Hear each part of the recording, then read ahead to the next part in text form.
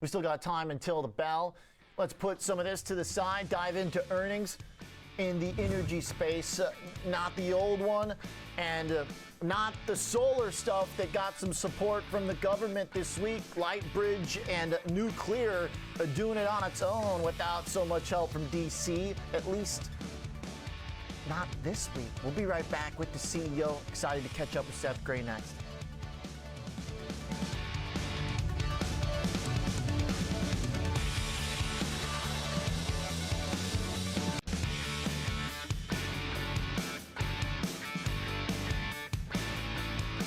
Shares of nuclear fuel business Lightbridge are up 9% today, rallying after earnings this week and closing the gap from this year's performance to now just a 4% decline, well ahead of the broad market. Let's bring in the CEO. Rejoining us, Seth Grae is the president at Lightbridge Corp, joining us from the NASDAQ. Seth, thanks for being here. Great to be with you, Oliver. Okay, let's first talk about the fundamentals. The earnings, you guys reported numbers. Stock has been going up since. The earnings loss is narrowing from the year prior, and it seems like what you're talking about for the future has got people excited. Yeah, I think so. What we're seeing is a tremendous focus on energy security around the world. And as we're trying to get our closest allies off relying on Russia's fossil fuels, looking at non-fossil ways of generating energy is becoming more important. Lightbridge has been getting some support from the U.S. Department of Energy, and this week the bill that Joe Manchin is supporting has tremendous new support for nuclear energy, some of which will very specifically help Lightbridge in enriching uranium to the levels that we'll use in our fuel that will allow reactors to produce more power, run longer between refuelings, and add a lot of safety benefits. Okay, so when we're hearing all about the solar stuff, which has been the highlight, and the implications there, where does the nuclear money go, and where do you see that as part of this effort to disconnect from the fossil fuels? Yeah, nuclear and solar have not paired well in the past because it takes so long for reactors to go up and down in power that you really need something like natural gas that could flip on, flip off very quickly as the sun shines, or in the case of wind, as the wind blows.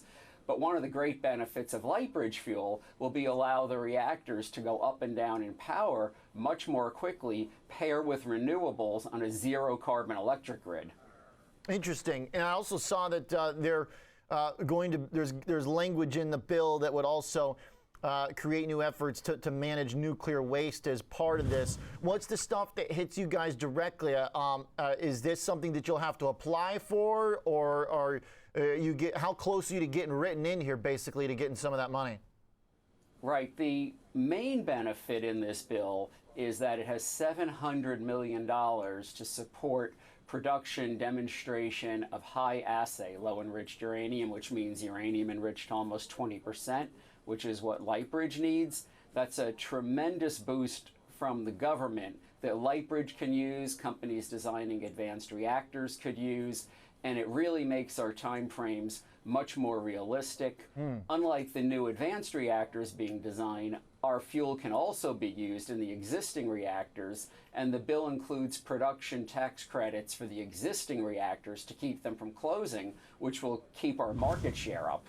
Okay, so just to remind folks, and absolutely correct any misses on wording or inaccuracies here, you're still testing your fuel that is, the goal is to put it into new reactors, but also the existing nuclear plants as a more efficient way, a more low-cost way, and I believe low waste as well, potentially. And this new bill then would allow you to acquire parts or materials you need to make that happen at a cheaper rate. Is that correct?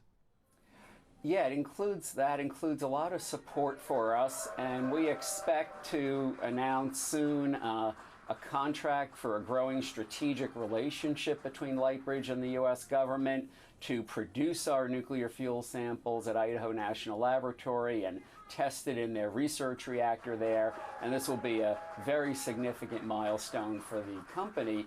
And the government will provide us with that enriched uranium for those tests, as well as the use of the reactor. Wow. One of the things we're looking at on your earnings right now compared to a year ago, maybe it's just a one-time thing, but I see the R&D costs actually quite a bit lower from a year ago. I guess I'm surprised to see that since the business is research right now. Can you walk me through what happened there and what your expenses look like going forward? Right. What we had was a lot of it was actually paid for by the Department of Energy. There's something called the Gateway for Accelerated Innovation in Nuclear GAIN program at DOE.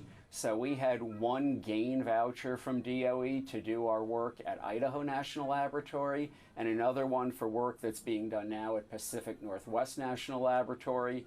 So we relied a little more on government money, non-dilutive to our shareholders. We expect to get more, and we were very happy to just announce very recently that DOE has given an $800,000 grant to MIT to study the use of advanced nuclear fuels in small modular reactors. And part of that will be spent on evaluating specifically Lightbridge's fuel for NuScale's small modular reactor. Wow. So the small modular reactors, I know that that's a very exciting part of the nuclear future that you see that has a good energy capabilities with less intensive requirements, maintenance. The other part of that kind of futuristic nuclear future we hear about sometimes is thorium.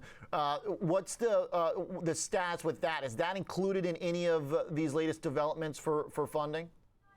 It's not included in the latest developments. I know Senator Tupperville is supporting more research into thorium fuel.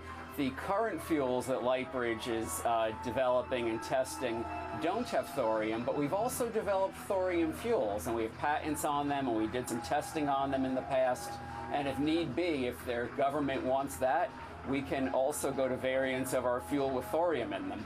Okay, very cool. Hey, this is probably an impossible task, Seth, but is there any way to adjust and tweak your timeline? How much does this fast forward the timeline by the developments of the last week?